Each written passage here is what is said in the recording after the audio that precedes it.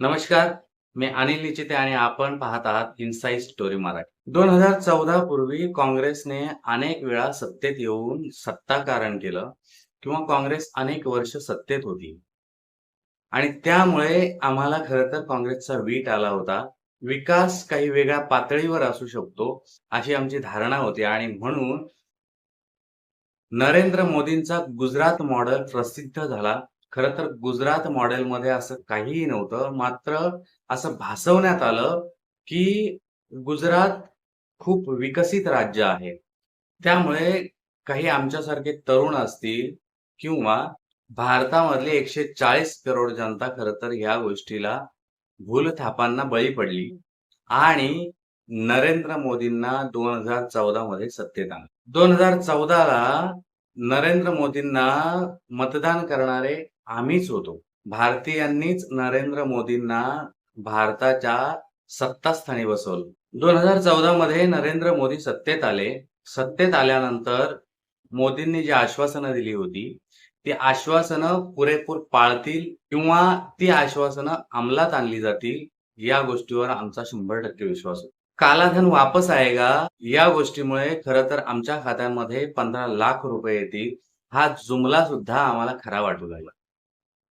नोटबंदी केली, मात्र नोटबंदीचे परिणाम पाहिल्यानंतर आमच्या लक्षात आलं, भारतीयांच्या लक्षात आलं, कालाधन असा काहीही प्रकार नव्हता.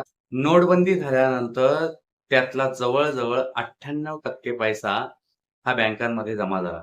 फक्त 2% काळा पैसा असेल, तो कुठे गेला त्याचं आम्हाला माहिती नाही. तो 2% पैसा गुजरातला पळाला किंवा कुठे गेला याची आम्हाला सूतमात्र कल्पना. पुन्हा 2019 आलं आणि पुलवामासारख्या हल्ल्याने अख्खा भारत देश हादरून गेला. या गोष्टीसाठी मोदींसारख्या 56 इंच छातीच्या पंतप्रधानाची गरज आहे म्हणून आम्ही पुन्हा एकदा मोदींना निवडून दिलं. मात्र आत्तापर्यंत ती 56 इंचाची छाती आम्हाला कोणताही बेरोजगारीचा मुद्दा असेल, महागाईचा मुद्दा असेल किंवा सामान्य माणसाच्या प्रश्नाबाबत ही 56 इंचाची छाती कधी फुगवताच आली. आणि म्हणून आता 2024ला आम्हाला निर्णय घ्यायचा आहे, की आम्ही सत्तेमध्ये कोणाला बसवावं आणि आता 2024 ची निवडणूक सुरू झालेली आहे. मीडिया मात्र मोदींनी घेतलेले काही निर्णय चुकीचे आहेत हे दाखवायला मीडिया धजावत नाहीये. मीडिया मोदीला पाठीशी घालत आहे, मात्र विरोधी पक्षांना प्रश्न विचारत आहे. 10 वर्षामध्ये काय काम केलं हे मोदींना विचारण्याची हिंमत मीडियामध्ये नाही. कारण संपूर्ण मीडिया हा मोदींनी विकत घेतलेला आहे. म्हणून सामान्य माणसाच्या मनामध्ये मीडियाचं कर्तृत्व शून्य आहे. 180 देशांच्या यादीमध्ये मीडियाचं, भारतीय प्रेस मीडियाचं स्थान हे 161व्या स्थानावर आहे. हे आश्चर्यजनक आहे, मात्र सत्य आहे.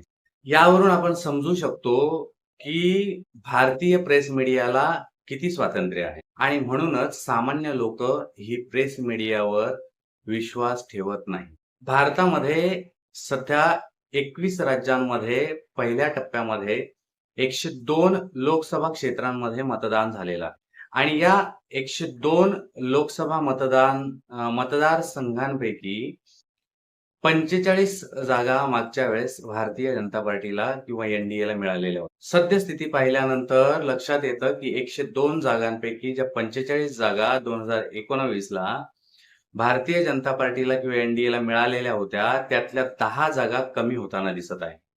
केवळ महाराष्ट्राचा विचार केल्यास नागपूरची नितीन गडकरींची जागा सोडली तर इतर जागा भारतीय जनता पार्टीला मिळतील याची शाश्वती नाही. या मतदानादरम्यान नागालँड सारख्या ठिकाणी 6 जिल्ह्यांमधील 4 लाख मतदारांनी मतदान केलं नाही. हा खूप विचार करण्यासारखा प्रश्न आहे किंवा विचार करण्यासारखी घटना आहे, की इतका मतदार जर मतदान करत नसेल, तर भारतीय लोकशाहीची किंवा भारतीय लोकशाहीमध्ये ही खूप मोठी घटना आहे. राम मंदिराचा किंवा हिंदुत्वाचा मुद्दा आता या निवडणुकीमध्ये चालत नाही किंवा लोकं त्याला महत्त्व देत नाही, हे भाजपाला आणि आर-एस-एसला चांगलं लक्षात आलेलं आहे. सध्या भारतीय नागरिक हा विकास, बेरोजगारी किंवा महागाई या मुद्द्यांना खूप महत्त्व देताना दिसत आहे. मुझफ्फरनगर सारख्या ठिकाणी महिलांच्या चेहऱ्यांवर असणारा बुरखा उघडून पाहिलं जातं, की ही महिला कोण आहे? आणि याचं एकमेव कारण म्हणजे, की मुस्लिम महिला मतदानासाठी येऊ नयेत.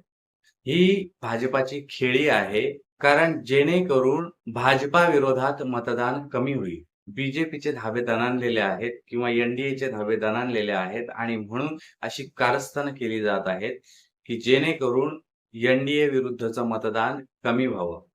पश्चिमी उत्तर प्रदेशमध्ये पिलीभीत, कैराना, बिश्नोर या ठिकाणी भाजपाचा मतदारच मतदानाला जाताना दिसत नाही. हे खरं तर भाजपासाठी दुर्दैवाची गोष्ट आहे. कारण या ठिकाणचा वरुण गांधीचा जो मतदारसंघ आहे, त्या मतदारसंघामध्ये वरुण गांधीला तिकीट तर दिलंच नाही. मात्र जो उमेदवार भाजपाने उभा केलेला आहे, तो वरुण गांधीला सहकार्याला सुद्धा घेत नाही. आणि वरुण गांधीला तिकीट न दिल्यामुळे भाजपाचा मतदार नाराज होऊन घरात बसला. तो मतदानाला जात नाही, दिसला नाही आणि मतदानही केलं नाही. आणि अशा प्रकारे भाजपाचाच मतदार जर घरामध्ये बसला, तर मतदान होणार कुठून? अशी संपूर्ण परिस्थिती पाहिल्यानंतर पहिल्या टप्प्यातच भाजपाचा 400 पारचा फुगा फूस झालेला आपल्याला दिसतो.